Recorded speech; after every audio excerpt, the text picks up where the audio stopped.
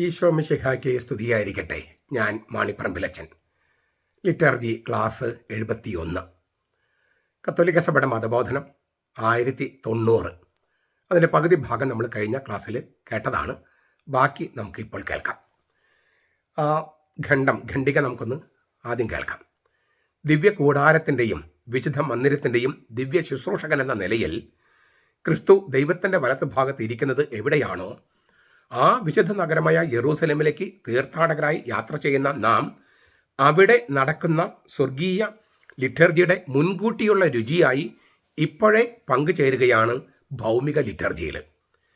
സ്വർഗീയ സൈന്യത്തിൻ്റെ സകല പോരാളികളുമൊത്ത് കർത്താവിന് നാം മഹത്വത്തിൻ്റെ കീർത്തനം ആലപിക്കുന്നു. വിശുദ്ധരുടെ ഓർമ്മ വണങ്ങുന്നതിലൂടെ അവരോടുള്ള കൂട്ടായ്മയിൽ ഒരു പങ്ക് ലഭിക്കുമെന്ന് നാം പ്രത്യാശിക്കുന്നു. നമ്മുടെ രക്ഷകനും കർത്താവുമായ യേശുക്രിസ്തു, നമ്മുടെ ജീവൻ തന്നെയായ അവൻ പ്രത്യക്ഷപ്പെടുകയും നാം അവനോടൊപ്പം തേജസ്സിൽ പ്രത്യക്ഷപ്പെടുകയും ചെയ്യുന്നത് വരെ നാം സർവാത്മന അവന് വേണ്ടി കാത്തിരിക്കുന്നു. അതിൻ്റെ ഇംഗ്ലീഷ് കൂടി ഒന്ന് വായിക്കുകയാണ്. In the earthly liturgy we share in a foretaste of that heavenly liturgy which is celebrated in the holy city of Jerusalem, toward which we journey as pilgrims, where Christ is sitting at the right hand of God, minister of the sanctuary and of the tabernacle. With all the warriors of the heavenly army, we sing a hymn of glory to the Lord. Venerating the memory of the saints, we hope for some part and fellowship with them. We eagerly await the Savior, our Lord Jesus Christ, until He, our life, shall appear, and we too will appear with Him in glory. ഇത് സാക്രോസങ്ക്ടം കൊഞ്ചീലിയം എന്ന് പറയുന്ന രണ്ടാമത്തെ സൂനോദോസിലെ രേഖയിലെ 8ാമത്തെ ഖണ്ഡം അങ്ങനെ തന്നെ എടുത്ത് എഴുതിയിരിക്കുകയാണ്. Lumen ജെൻസിയം എന്ന് പറയുന്ന രേഖയിൽ 50ാമത്തെ ഖണ്ഡികയിലും ഈ ആശയങ്ങളുണ്ട്. ഞാൻ പറഞ്ഞല്ലോ, ഇതിൽ പകുതി കാര്യങ്ങൾ നമ്മൾ കഴിഞ്ഞ ക്ലാസ്സിൽ കണ്ടതാണ്. നമ്മൾ 4 കാര്യങ്ങളാണ് ഇപ്പോൾ നമ്മൾ കാണുന്നത് എൻ്റെ ഈ പാരഗ്രാഫിലുള്ളത്. ഒന്ന്, ക്രിസ്തുവിൻ്റെ റോള് എന്താണ്? അവൻ ദൈവത്തിൻ്റെ വലത് ഭാഗത്ത് ഇരിക്കുന്നു. മർക്കോസിന്റെ സുവിശേഷം 16:17. നമ്മൾ അപ്പസ്തോല നടപടി ഇങ്ങനെ 1ാമത്തെ അധ്യായം തൊട്ട് പഠിച്ച് വരികയാണ് ചൊവ്വാഴ്ച ദിവസങ്ങളിൽ. അതിൽ ഞാൻ പറഞ്ഞിട്ടുണ്ട്, ഈ പത്രോസിൻ്റെ പെന്തക്കോസ്ത് പ്രസംഗത്തിലും ഈ യേശു ദൈവപിതാവിൻ്റെ വലത്തെ ഭാഗത്ത് ഇരിക്കുന്നു, അതിൻ്റെ പ്രസക്തി എന്തെന്നൊക്കെ. ആ ദൈവത്തിൻ്റെ വലത്തെ ഭാഗത്ത് ഇരിക്കുന്നതാണ് ദാവീദിൻ്റെ സിംഹാസനത്തിൽ അവൻ എന്നേക്കും ഇരിക്കും എന്ന് പറയുന്നതിൻ്റെ അർത്ഥം. കാരണം ദാവീദിൻ്റെ പുത്രൻ മാത്രമല്ല, ദാവീദിൻ്റെ കർത്താവുമാണ് ഈശോ മിശിഹ.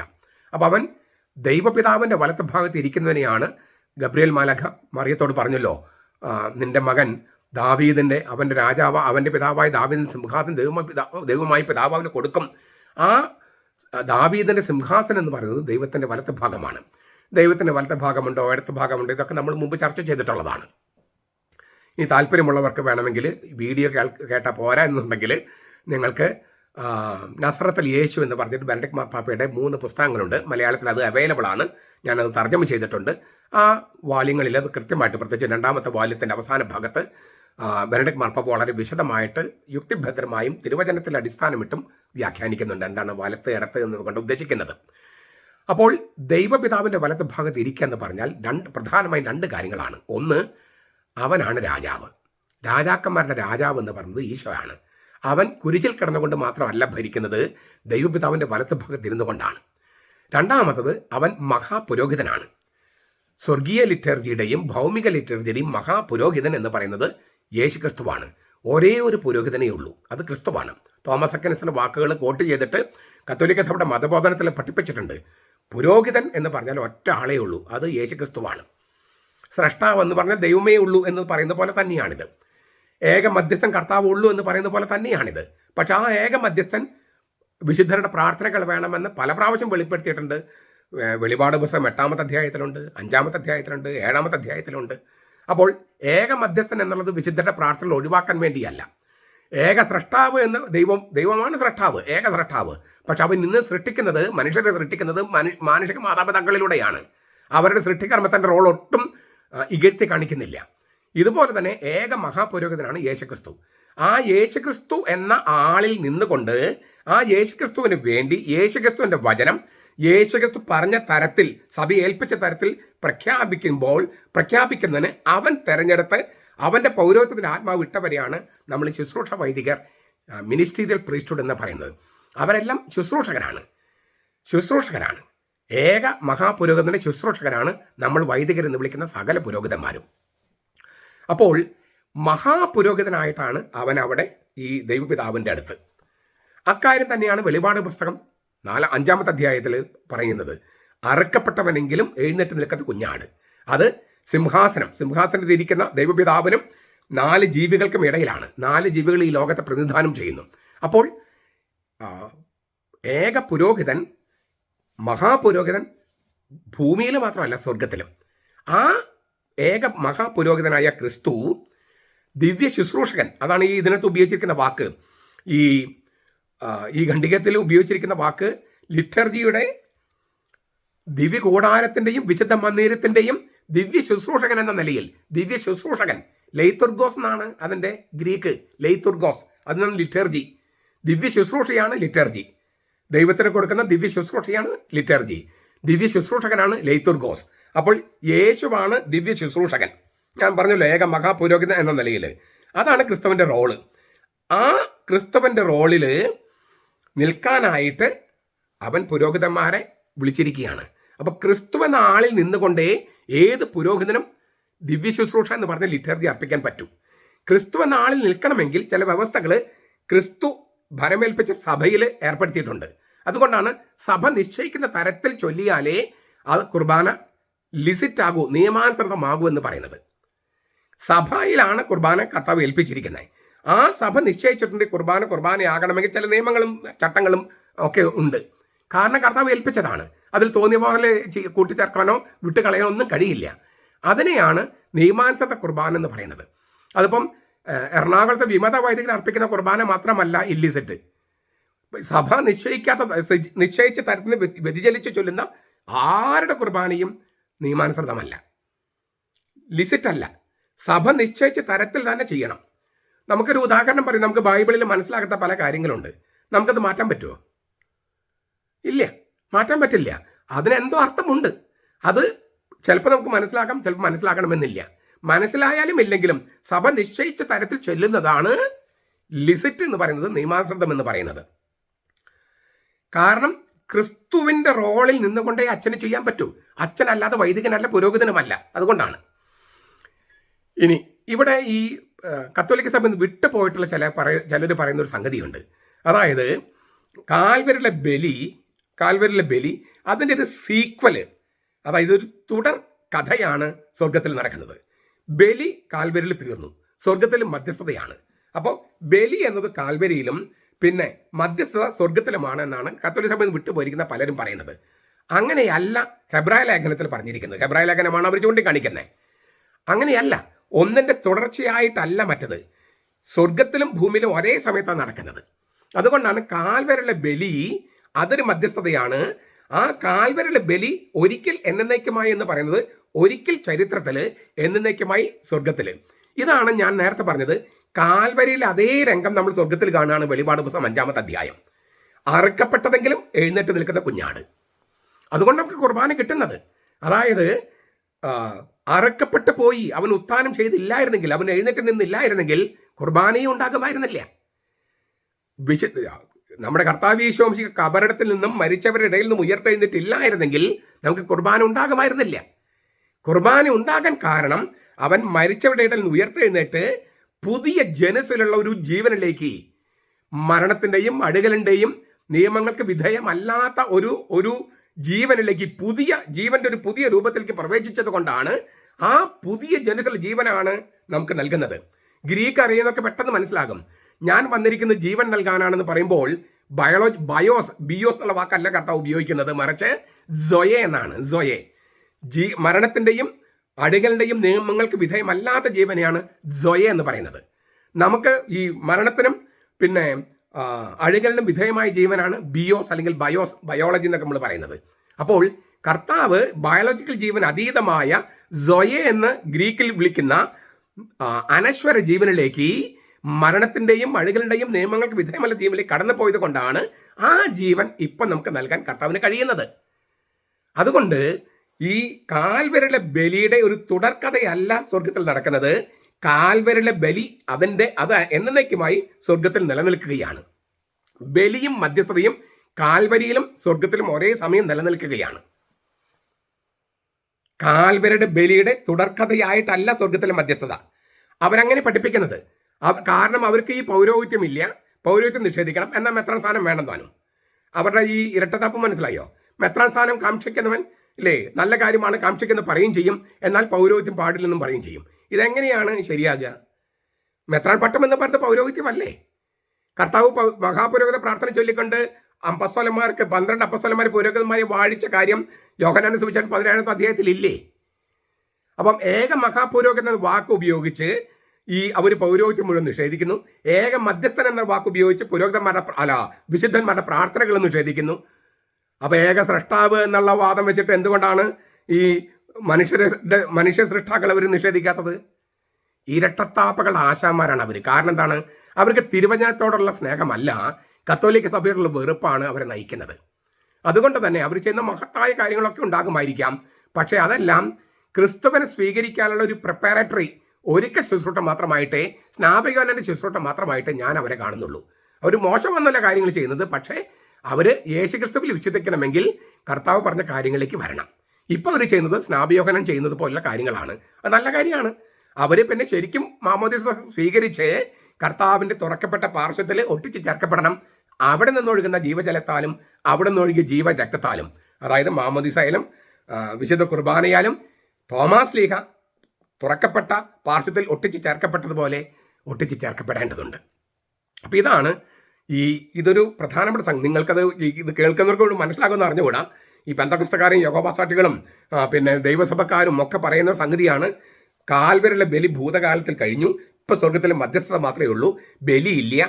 അതുകൊണ്ട് കത്തോലിക്കർ ചെയ്യുന്ന കാൽവരിലെ ബലി ആവർത്തിക്കാൻ ശ്രമിക്കുകയാണ്.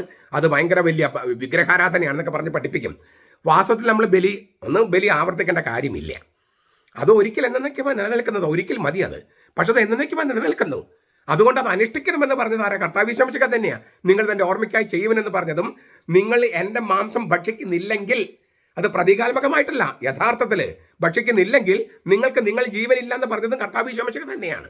ആ ജീവൻ എന്ന് നേരത്തെ പറഞ്ഞ ജീവനാണ് മരണത്തിൻ്റെയും അഴുകലിൻ്റെയും നിയമങ്ങൾക്ക് വിധേയമല്ലാത്ത ജീവൻ. അത് വേണമെങ്കിൽ ഈ ജീവനിലേക്ക് പ്രവേശിച്ച ഒരേ ഒരാൾ യേശുക്രിസ്തുവാണ്. വേറൊരു മതസ്ഥാപകനും മരിച്ചവന് ഉയർത്തെഴുന്നേൽക്കുകയോ ഈ പുതിയ ജനുസലുള്ള ജീവനിലേക്ക് പ്രവേശിക്കുകയോ ചെയ്തിട്ടില്ല. അതുകൊണ്ട് അവർക്ക് ആർക്കും കുർബാന ഉണ്ടാക്കാൻ പറ്റില്ല. കർത്താവ് ഈശോ മിശിഹായ്ക്ക് മാത്രമേ പറ്റൂ. അവനത് ചെയ്തു. അവനെ സ്വീകരിച്ചാലേ നമുക്കും ഈ മരണത്തിനതീതമായ, അതായത് മരണത്തിൻ്റെയും അടകളുടെ നിയമങ്ങൾക്ക് വിധേയമല്ലാത്ത ജീവനിലേക്ക് പ്രവേശിക്കാൻ പറ്റും. ഇതുകൊണ്ടാണ് ക്രിസ്തുധർമ്മം മറ്റു മതങ്ങളെ പോലെയല്ല.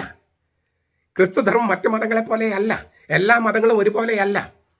രാഷ്ട്രീയക്കാർക്ക് എല്ലാ മതങ്ങളും വേണം, നമ്മൾ മറ്റെല്ലാ മതങ്ങളുമായിട്ട് സഹവർത്തത്തിൽ ജീവിക്കേണ്ടതുണ്ട്. പക്ഷെ എന്ന് വിചാരിച്ച എല്ലാ മതങ്ങളും ഒന്നല്ല. അങ്ങനെ പഠിപ്പിക്കാനും പാടില്ല. എല്ലാ മതങ്ങളും ഒന്നാണെങ്കിൽ ഒരു മതം മതിയല്ലോ. എല്ലാ മതങ്ങളും ഒന്നല്ല. ഓരോ മതത്തിനും അതിൻ്റെതായ ചില ഗുണങ്ങൾ ഉണ്ടാകുമായിരിക്കാം. പക്ഷേ ക്രിസ്തുധർമ്മം എന്ന് പറയുന്നത് വളരെ അതുല്യമാണ്, അദ്വിതീയമാണ്, മറ്റൊന്നുമായിട്ടും തുലനം ചെയ്യാൻ പറ്റാത്ത വിധം. കാരണം അവിടെ ഉള്ളവൻ മരിച്ചവരിൽ ഉയർത്തെഴുന്നേറ്റ് മരണത്തിൻ്റെയും അഴികളുടെയും നിയമങ്ങൾക്ക് വിധേയമല്ലാത്ത ജീവനിലേക്ക് കടക്കുകയും അവനോട് ബന്ധപ്പെട്ടിരിക്കുന്നവർക്ക് അത് വാഗ്ദാനം ചെയ്യുകയും ചെയ്തു, ഈ അനശ്വര ജീവൻ. ഇതാണ് ക്രിസ്തുവിൻ്റെ റോള്. അപ്പോൾ ക്രിസ്തു നമ്മിലേക്ക് കടന്നു വരുന്നത് ഈ കൂദാശയുടെ രൂപത്തിലാണ്. അതുകൊണ്ടാണ് സ്വർഗത്തിൽ നടക്കുന്ന ലിറ്റർജിയുടെ ഒരു മുൻകൂട്ടിയുള്ള രുചിയാണ് വിശുദ്ധ കുർബാന എന്ന് ഈ ഘട്ടത്തിൽ പറഞ്ഞിരിക്കുന്നത്. ഇനി സ്വർഗീയ ലിറ്റർജിയുടെ മുൻകൂറായ രുചിയാണെങ്കിൽ ഇതിൽ പങ്കെടുക്കുന്നവരാരാണ്? സ്വർഗീയ സൈന്യങ്ങൾ മുഴുവൻ. അതിന് ഈ ഖണ്ഡികയിൽ പറഞ്ഞിരിക്കുന്ന വാക്ക് വളരെ ഗംഭീരമായ ഒരു വാക്കാണ് ഉപയോഗിച്ചിരിക്കുന്നത്. സ്വർഗീയ സൈന്യത്തിന്റെ സകല പോരാളികളുമൊത്ത് കർത്താവിന് നാം മഹത്വത്തിന്റെ കീർത്തനം ആലപിക്കുകയാണ്. സ്വർഗീയ സൈന്യത്തിന്റെ സകല പോരാളികളും, സ്വർഗീയ സൈന്യം. അതിൽ സ്വർഗീയ സൈന്യം എന്ന് പറഞ്ഞാൽ വിശുദ്ധരുണ്ട്, മാലാഖമാരുണ്ട്. ഇതിനെയാണ് പുണ്യവാന്മാരുടെ ഐക്യം എന്ന് പറയണേ. അപ്പോൾ നമ്മുടെ പള്ളിക്കകത്ത് 5 പേര് 10 പേരുള്ളതെന്നൊക്കെ പറഞ്ഞാൽ അത് ശരിയല്ല. നമ്മൾ കാണുന്ന ആൾക്കാർ ചിലപ്പോൾ 5-10 ഉള്ളായിരിക്കാം. പക്ഷേ സ്വർഗീയ സൈന്യത്തിൻ്റെ myriads of angels, millions of saints, ഒരു മനുഷ്യനും എണ്ണിത്തിട്ടപ്പെടുത്താൻ കഴിയാത്ത വിധം അത്രയധികം വിശുദ്ധരാണ് വെളിപാട് പുസ്തകം 7-ാമത്തെ അധ്യായത്തിൽ കാണിക്കുന്നത് സ്വർഗത്തിൽ. അപ്പം കത്തോലിക്ക സഭയിൽ കാനണൈസ് ചെയ്ത വിശുദ്ധരൻ വിളിക്കപ്പെട്ട 17,000 ചിലാനേ ഉള്ളൂ. പക്ഷേ അങ്ങനെ വിളിക്കപ്പെട്ട അനേകായിരം ഒരു മനുഷ്യനും എണ്ണിത്തിട്ടപ്പെടുത്താൻ കഴിയാത്ത അത്ര അധികം വിശുദ്ധരുണ്ടെന്നാണ് വെളിപാട് പുസ്തകം പറയുന്നത്. തീർച്ചയായിട്ടും സ്വർഗത്തിൽ നിന്ന് ഉറപ്പുള്ള ആളുകളെയാണ് നമ്മൾ കാനണൈസ് ചെയ്യുന്നത്. മറ്റുള്ളവരെ നമുക്ക് അറിയാൻ പാടാത്തതുകൊണ്ട് ഒരു സഭ പ്രഖ്യാപിക്കുമ്പോൾ തെളിവ് വേണമല്ലോ. തെളിവില്ലാത്തത് കൊണ്ടാണ് മറ്റുള്ളവർ പ്രഖ്യാപിക്കാത്തത്. കോടാനുകോടി ആളുകളുണ്ടെന്നാണ് വെളിപാട് പുസ്തകം 7-ാമത്തെ അധ്യായത്തിൽ പറഞ്ഞിരിക്കുന്നത്. അതിനാൽ ഈ വിശുദ്ധരോടും സ്വർഗീയ സൈന്യങ്ങളായ മാലാഖമാരോടും ചേർന്നിട്ടാണ് നമ്മൾ സ്വർഗീയ ലിറ്റർജിയിൽ പങ്കെടുക്കണേ. നമ്മുടെ പ്രാർത്ഥനകൾ നോക്കി എത്രയോ പ്രാവശ്യമാണ് മാലാഖമാരെ, ശ്രാപ്പന്മാരെ, ക്രോവന്മാരെ ഇങ്ങനെ പറഞ്ഞ് പോവുകയാണ്. ഇവർ മുഴുവൻ ബൈബിളിൽ വെളിപ്പെടുത്തിയിരിക്കുന്ന ആളുകളാണ് താനും. ഈ അങ്ങനെ ചെയ്യുമ്പോൾ അവരുമായൊരു കൂട്ടായ്മ, അവരുമായൊരു സഹവാസം, പിന്നെ അവർക്ക് ലഭിച്ച തേജസ്സിലൊരു പങ്ക്, മഹത്വത്തിലൊരു പങ്ക്, ഇതൊക്കെയാണ് നമ്മൾ പ്രതീക്ഷിക്കുന്നത്. പക്ഷെ അത് ആ പ്രതീക്ഷ ഉള്ളതുകൊണ്ട് മാത്രമല്ല നമ്മൾ പങ്കെടുക്കുന്നത്. ദൈവമായതുകൊണ്ടും പുത്രൻ രക്ഷകനായതുകൊണ്ടും അവൻ ഏക മധ്യസ്ഥനായതുകൊണ്ടും അവൻ നമ്മളെ വീണ്ടെടുത്തത് കൊണ്ടുമാണ് നമ്മൾ ഈ കൃതജ്ഞതയുടെ ബലി അർപ്പിക്കുന്നത്. എന്നിട്ട് പറയാണ്, ഈ നമ്മുടെ ജീവനാണ് യേശു. അവൻ അവസാനത്തെ ഭാഗം ഒന്ന് വായിച്ചു നോക്കിയാൽ, നമ്മുടെ രക്ഷകനും കർത്താവുമായ യേശു ക്രിസ്തു, നമ്മുടെ ജീവൻ തന്നെയായ അവൻ പ്രത്യക്ഷപ്പെടുകയും നാം അവനോടൊപ്പം തേജസ്സിൽ പ്രത്യക്ഷപ്പെടുകയും ചെയ്യുന്നത് വരെ നാം അവനെ സർവാത്മനെ കാത്തിരിക്കുകയാണ്. നമ്മുടെ ജീവനാണ്. യോഹന്നാന്റെ സുവിശേഷം 1-ാമത്തെ അധ്യായം 4-ാമത്തെ വാക്യം, അവനിൽ ജീവനുണ്ടായിരുന്നു എന്ന് തർജ്ജമ ചെയ്യാം, അവനിൽ സംഭവിച്ചത് ജീവനായിരുന്നു എന്നും തർജ്ജമ ചെയ്യാം. ആ ജീവൻ മനുഷ്യരുടെ വെളിച്ചമായിരുന്നു. ഞാൻ വിശദാംശങ്ങളിലേക്ക് ഇപ്പോൾ കടക്കുന്നില്ല. യേശു ക്രിസ്തു സംഭവിച്ചത് എന്താണോ അതാണ് നമുക്ക് മരണത്തിൻ്റെയും അഴികളുടെയും നിയമങ്ങൾക്ക് വിധേയമല്ലാത്ത ജീവൻ. യേശു ക്രിസ്തു എന്ത് സംഭവിച്ചുവോ അതാണ് നമ്മുടെ ജീവൻ. അപ്പോൾ അവൻ നമ്മിലേക്ക് വന്നാലേ ഈ ജീവനിലേക്ക് നമുക്ക് കടക്കാൻ പറ്റൂ. സ്വർഗം നമ്മിലേക്ക് വന്നാലേ നമുക്ക് സ്വർഗത്തിലേക്ക് പോകാൻ പറ്റൂ. അവൻ നമ്മിലേക്ക് കാലെടുത്ത് വെക്കണം. അങ്ങനെ കോൺക്രീറ്റ് ആയിട്ട്, മൂർത്തമായിട്ട്, കൗതാശികമായിട്ട് നമ്മിലേക്ക് അവൻ ചുവട് വെച്ച് കയറുന്നതാണ് കൂദാശകൾ, വിശേഷിച്ച് വിശുദ്ധ കുർബാന. ആ ജീവൻ മനുഷ്യരുടെ വെളിച്ചമായിരുന്നു. ഞാൻ ചെറിയൊരു ദൈവശാസ്ത്രത്തിലേക്ക് പോകാതെ ഒരു പ്രായോഗികമായൊരു കാര്യം പറയാം. ഈ ലോകത്തിൽ നമുക്ക് ആരും സ്നേഹിക്കാനില്ലെന്ന് കരുതുക. ഒരാൾ നമ്മൾ സ്നേഹിക്കാനില്ല. ഈ ലോകം എത്ര ഇരുണ്ടമായിരിക്കും. നമ്മെ സ്നേഹിക്കാൻ ഒരാളുണ്ടെങ്കിലോ, ശരിക്കും യഥാർത്ഥത്തിൽ സ്നേഹിക്കാൻ, സത്യസന്ധമായി ആർജവത്വത്തോടെ സ്നേഹിക്കാൻ ഒരാളുണ്ടായാലോ ഈ ലോകം ഭയങ്കര വെളിച്ചമായിരിക്കും. നമ്മൾ പാപികളായിരിക്കെ അവൻ നമുക്ക് വേണ്ടി മരിക്കുകയും നമ്മുടെ പാപത്തിനുള്ള ശിക്ഷയായ മരണശിക്ഷ അവൻ ഏറ്റെടുക്കുകയും നമ്മെ നീതിമാന്മാരെ പ്രഖ്യാപിക്കുകയും ചെയ്തിട്ട് അവൻ നമ്മെ സ്നേഹം കൊണ്ട് ചേർത്ത് പിടിച്ചു. അവൻ നമ്മൾ ചേർത്ത് പിടിക്കുന്നതാണ് ഈ കൂദാശ. അപ്പോൾ അവൻ്റെ ജീവൻ നമുക്ക് കിട്ടുന്നു. അവൻ അത്രമാത്രം നമ്മൾ സ്നേഹിക്കുന്നു. അതുകൊണ്ട് ഈ ലോകം പ്രകാശമാണ്. അവൻ ലോകത്തിൻ്റെ വെളിച്ചമാണെന്ന് പറയുന്നതും നമ്മൾ ലോകത്തിൻ്റെ പ്രകാശമാണെന്ന് പറയുന്നതും ഈ അർത്ഥത്തിൽ എത്രയോ ശരിയാണ്. സ്നേഹിക്കാൻ ആരൊക്കെ വിട്ടുപേക്ഷിച്ചാലും സ്നേഹിക്കാൻ അവനുണ്ട്. അതാണ് വെളിച്ചം, നമുക്കുള്ള വെളിച്ചം. ആരൊക്കെ എതിർത്താലും ഈ ലോകത്തിലെ സകല മനുഷ്യരെയും സ്നേഹിക്കാൻ നമ്മളുണ്ട്. അപ്പോൾ നമ്മൾ ലോകത്തിൻ്റെ പ്രകാശമാണ്. മറ്റുള്ളവർക്ക് അത് അനുഭവപ്പെടും. എത്രയോ സത്യമായ കാര്യമാണ് എഴുതി വെച്ചിരിക്കുന്നത്. ഇനി ഒരു കാര്യം കൂടി പറഞ്ഞ് ഞാൻ അവസാനിപ്പിക്കാം. അവൻ തേജസ്സിൽ പ്രത്യക്ഷപ്പെടും, അവനോടൊപ്പം നമ്മളും തേജസ്സിൽ പ്രത്യക്ഷപ്പെടും. ദോക്സ, മഹത്വം, തേജസ്. ആത്യന്തികമായിട്ട് എന്താണ് ക്രിസ്ത്യാനിയുടെ പ്രത്യാശ? ദൈവത്തിൻ്റെ അതേ തേജസ്സിലേക്ക് നമ്മൾ പ്രവേശിക്കും. ദൈവത്തെ മുഖത്തോട് മുഖം കാണുമെന്ന് പറഞ്ഞാൽ ദൈവത്തിൻ്റെ തേജസ് എന്താണോ ആ അതേ തേജസ്സാണ് നമ്മളെ ഏറ്റവും വലിയ പ്രത്യാശ. നമ്മൾ സ്വർഗത്തിൽ പോകും എന്നൊന്നല്ല ബൈബിൾ പറയുന്നത്. മറിച്ച് ദൈവത്തിൻ്റെ തേജസ് എന്താണോ ആ തേജസ്സിൽ നമ്മൾ പങ്കുപറ്റും. അതൊരു ഗംഭീരമായ വാഗ്ദാനമാണ്.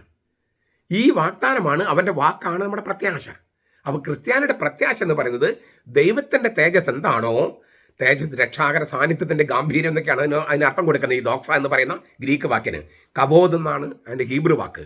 ദൈവത്തിൻ്റെ സാന്നിധ്യത്തിൻ്റെ ഗാംഭീര്യം, ആ ഗാംഭീര്യത്തിൽ നമുക്ക് പങ്ക് കിട്ടുകയാണ്. അത് ഇപ്പോഴേ കിട്ടുകയാണ് കൗതാശികമായിട്ട്. അതിൽ പൂർണ്ണമായും പങ്കു കിട്ടുന്നതാണ് സ്വർഗത്തിൽ. ഈ നമുക്ക് രക്ഷയുടെ ആദ്യ ഗഡുവായിട്ട് പരിശുദ്ധാത്മാവ് നൽകിയതാണ് 2 പ്രാവശ്യം പൗലോസിലേക്ക് എഴുതിയിരിക്കുന്നത്. കൊരിന്ത്യർക്ക് എഴുതിയ ലേഖനത്തിലുമുണ്ട്, എഫേസോസിലെ ലേഖനത്തിലും എഴുതിയിട്ടുണ്ട്. പരിശുദ്ധാത്മാവിന് നമുക്ക് നൽകിയിരിക്കുന്നത് ആദ്യ ഗഡുവായിട്ടാണ്. ഫുൾ പേയ്മെൻറ്റ് നടക്കുന്നത് സ്വർഗത്തിലാണ്. പക്ഷെ ഗ്യാരണ്ടി ആയിട്ട്, ജാമ്യത്തുകയായിട്ട് പരിശുദ്ധാത്മാവ് നൽകിയിരിക്കുന്നു ഈ തേജസ്സിൻ്റെ. അതുകൊണ്ടാണ് പരിശുദ്ധാത്മലായിരിക്കുന്നവർക്ക് ഒരു തേജസ്സുണ്ട്. പരിശുദ്ധാത്മലല്ലാത്തവർ ഒരു ഇരുട്ടിലാണ് താനും. നമുക്ക് പ്രത്യേകിച്ച് നമ്മൾ ഈ വിശുദ്ധ വാരത്തിലേക്ക് കടക്കുകയാണ്. കർത്താവ് ഇങ്ങനെ കഴുതപ്പുറത്ത്, പിന്നെ കുറച്ചു നേരം കഴുതക്കുട്ടിയുടെ പുറത്ത് യെരൂശലേം ദേവാലയത്തിലേക്ക് പ്രവേശിച്ച് താനാണ് ശരിയായ രാജാവെന്നും താനാണ് ശരിയായ മഹാപുരോഹിതനായതുകൊണ്ട് ഈ ദേവാലയമല്ല, വിശ്വാസികളാകുന്ന ദേവാലയമാണ് വേണ്ടതെന്നും ആ വിശ്വാസികളാകുന്ന ദേവാലയം നിങ്ങൾ ഒരുമിച്ച് വരുമ്പോൾ അതാണ് ശരിയായ സ്വർഗീയ ദേവാലയത്തിന് പതിപ്പായ ഭൗമിക ദേവാലയമെന്നും പഠിപ്പിക്കുന്ന ഒരു ദിവസമാണ് ഈ ഓശാന ഞായർ.